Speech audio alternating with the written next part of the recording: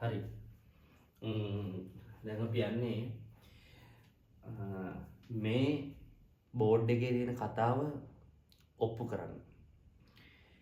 මේ තියෙන්නේ තාත්වික සංඛ්‍යා රේඛාව. ඕලෙල් මට්ටමේදී අපි ඉගෙන ගන්න ඍණානන්තයේ ඉඳන් ධනානන්තය දක්වා වූ සියලුම සංඛ්‍යා නිරූපණය කරන රේඛාව තමයි මේ තාත්වික සංඛ්‍යා රේඛාව. එතකොට බිඳුවට දකුණු පැත්තේ සංඛ්‍යා ධන ලෙසත් බිඳුවට වම් පැත්තේ සංඛ්‍යා ඍණ ලෙසත් අපි නිරූපණය කරනවා. හරිද? එතකොට මේ තාත්වික සංඛ්‍යා රේඛාව මත ඕනෑම සංඛ්‍යාවක් x නම් x වල බිඳුවෙනි බලය සමානයි 1යි කියලා තමයි අපි ඔප්පු කරන්න යන්නේ. මේකේ කතාවක් තියෙනවා x අසමානයි බිඳුව වෙනවා. මොකද බිඳුවෙනි බලය අර්ථ දක්වලා නැහැ. මේක අරින්ද්‍රිය ආකාරයක්. වගේ තව ගොඩක් තියෙනවා. අනන්තයේ බෙදීම අනන්තය, බිඳුව බෙදීම බිඳුව වගේ අනිර්ණීය ආකාර ගොඩක් තියෙනවා නිර්ණය කරලා නැති ඒවා. ඒ නිසා අපි බිඳුව හැර ඕනෑම තාත්වික සංඛ්‍යාවක බිඳුවෙනි බලය 1යි කියලා දැන් ඔප්පු කරනවා. මේකට අපිට ඕනෑම තාත්වික සංඛ්‍යා රේඛා තාත්වික සංඛ්‍යාවක් යොදා ගන්න පුළුවන්. තාත්වික සංඛ්‍යා රේඛාව මත තියෙන ඕනෑම සංඛ්‍යාවක් අපිට මේකට පාවිච්චි කරන්න පුළුවන්. මේ රේඛාව මත තියෙන ඕනෑම සංඛ්‍යාවක් අපිට පාවිච්චි කරන්න පුළුවන්. ඒකට ධන සංඛ්‍යාවක් පාවිච්චි කරන්න පුළුවන්, ඍණ සංඛ්‍යාවක් පාවිච්චි කරන්නත් පුළුවන්. දැන් මේක ඔප්පු කරන්න කලින් අපිට මෙන්න මේ දැනුම වැදගත් වෙනවා. හරිද? පාද සමාන නම් ගුණ කිරීමේදී දර්ශක එකතු වෙනවා. ඒ කියන්නේ දෙකේ දෙවෙනි බලය දෙකේ පස්වෙනි බලය සමාන වෙනවා දෙකේ දෙවෙනි බලය දර පස්වෙනි බලය. ඒ කියන්නේ දෙකේ කීයද? 7 වෙනි බලය. ඒ කියන්නේ පාද සමාන නම් ගුණ කිරීමේදී දර්ශක එකතු වෙනවා. හරිද? මේක මේ ආකාරයට ලිව්වොත් දෙකේ දෙවෙනි බලය ගුණ කිරීම දෙකේ ඍණ පස්වෙනි බලය සමාන වෙනවා මොකටද? දෙකේ දෙවෙනි බලය ධන ඍණ පස්වෙනි බලයට. මෙතනදී ධනයි ඍණයි ඍණ වෙනවා. එතකොට දෙකේ දෙවෙනි බලය ඍණ පස්වෙනි බලය. ඍණ දෙකේ ඍණ පහක් ගියාම ඍණ 3යි. දෙකේ ඍණ තුන්වෙනි බලය. දෙකේ ඍණ තුන්වෙනි බලය කියන්නේ මොකද්ද?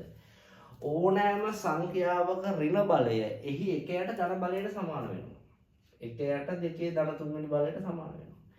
1යට දෙකේ ධන තුන්වෙනි බලය කියන්නේ 1යට 2 වැඩි කිරීම 2 වැඩි කිරීම 2. ඒ කියන්නේ 1යට 2 වරක් 2 4යි 4 වරක් 2 8යි. ඔන්නම තමයි වෙන්නේ. දැන් මේ කිව්ව කතාව මොකද්ද? A කියන ඕනෑම තාත්වික සංඛ්‍යාවක ඍණ වෙනි බලය සමාන වෙනවා 1යට A වල ධන වෙනි බලයට. A කියන ඕනෑම තාත්වික සංඛ්‍යාව ධන වෙනි බලය සමාන වෙනවා A කියන තාත්වික සංඛ්‍යාවේ 1යට ඍණ වෙනි බලයට. මේක දෙපැත්තටම පොදු කාරණාවක්. එතකොට මෙන්න මේ දැනුම ඕන වෙනවා අපිට මේ ඔප්පු කිරීම කරද්දී. මේ ටික මම කරනවා. දැන් අපි පාවිච්චි කරනවා 8 කියන සංඛ්‍යාව. 8 කියන තාත්වික සංඛ්‍යාව මේ සඳහා භාවිතා කරනවා. හරිද? 8 කියන තාත්වික සංඛ්‍යාව.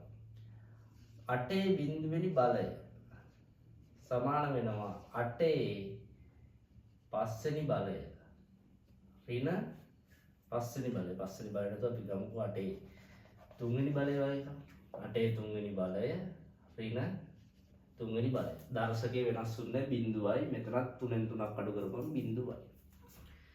එතකොට 8 තුන්වෙනි බලය ධන ඍණ තුන්වෙනි බලය කියලා ලියන්න පුළුවන් අපිට. කලින් අපි මේක කරා. එතකොට මේක අපිට ලියන්න පුළුවන් 8 තුන්වෙනි බලය වතාව 8 ඍණ තුන්වෙනි බලය. කලින් නීතිය ආපස්සට ඇප්ලයි වෙනවා. පාද සමාන නම් ගුණ කිරීමේදී දර්ශක එකතු වෙනවා. ඒක තමයි මෙහෙම වෙන්නේ. 8 තුන්වෙනි බලය වැඩි කිරීම 1යට 8 තුන්වෙනි බලය. මේක කොහොමද ආවේ? ඕනෑම තාත්වික සංඛ්‍යාවක ඍණ බලය එහි 1යට ධන බලයට සමාන වෙනවා. එතකොට උඩ හරේ තියෙන එකයි මෙතන. එතකොට ලවය සුළු වෙනවා 8 වැඩි කිරීම 8 වැඩි කිරීම 8. ලවය සුළු හරේ සුළු වෙනවා 8 වැඩි කිරීම 8 වැඩි කිරීම 8 විදියට. එතකොට මෙතනින් එනවා 8 වරක් 8 64යි 64 වැඩි කිරීම 8 බෙදීම 64 වැඩි කිරීම 8. මෙතනින් එනවා 64 ඒවා 8. 8 වරක් 6 8 වරක් 6 48යි කියන්නේ 480යි. 60 වටක් 480යි 4 වටක් 32යි. එතකොට 512යි. 512 බෙදීම 512. ඒ කියන්නේ 512 512 බෙදුවාම එකයි උත්තරේ. ඒ කියන්නේ 8 බිඳුවෙනි බලය සමාන 1යි. මෙතනින් ආව 8 බිඳුවෙනි බලය සමාන 1යි කියනවා. හරිද? මෙතනින් අපි ඔප්පු කරා ඕනෑම x තාත්වික සංඛ්‍යාවක බිඳුවෙනි බලය සමානයි 1යි. හැබැයි x කියන එක අසමාන වෙනවා බිඳුවට කියලා අපි ඔප්පු කරා. මෙන්න මේ